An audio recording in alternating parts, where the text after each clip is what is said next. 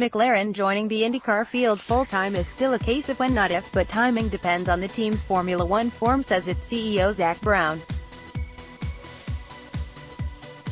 A McLaren IndyCar project has been mooted since its Indianapolis 500 campaign with Fernando Alonso and Andretti Autosport in 2017, though a potential full 2019 program did not come off. McLaren and Alonso are returning to Indy this year in collaboration with Carlin. Brown attended last weekend's Long Beach IndyCar round to compete in a historic support race, and said advancing IndyCar plans for 2020 or 21 would be a McLaren priority now its F1 restructuring was taking shape. "We're a big fan of this racing series," he said of IndyCar. "I think Mark Miles, CEO of IndyCar owners Hellman and Company, and team have done an excellent job. The racing is outstanding. Great teams, great drivers, great venues. So it's a place that McLaren would like to race. We've been very focused on Formula One, and we remain very focused on Formula One, but I've now completed the hiring of the balance of the leadership for the Formula One team now that James Key has started as technical director and Andreas Seidel is the managing director.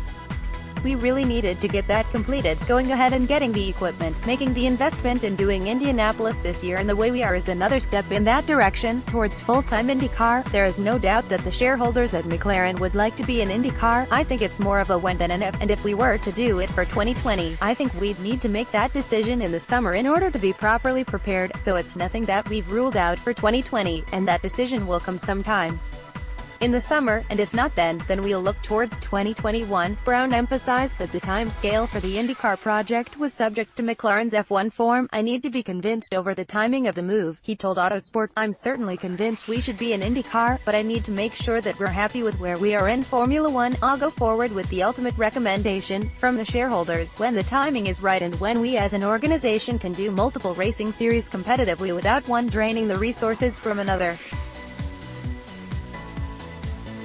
And we're just not there yet," he said. Factors such as when IndyCar introduced its mooted new car or whether its efforts to secure a third engine manufacturer succeeded would not influence McLaren's timing, saying, "When we're ready to go racing, we'll go racing." Asked whether Alonso, who sounded uncertain about whether he wanted to race in IndyCar full-time, following his test at Texas Motor Speedway last week, was intrinsic to McLaren's IndyCar plan, Brown replied, "No." He added that this year's tie-up with Carlin was a practical move for McLaren's one-off single-car Indy entry but not a model for how it would contest IndyCar full-time. "If you make the leap to come in on a full-time basis, we'd be self-contained as a two-car McLaren racing team," said Brown.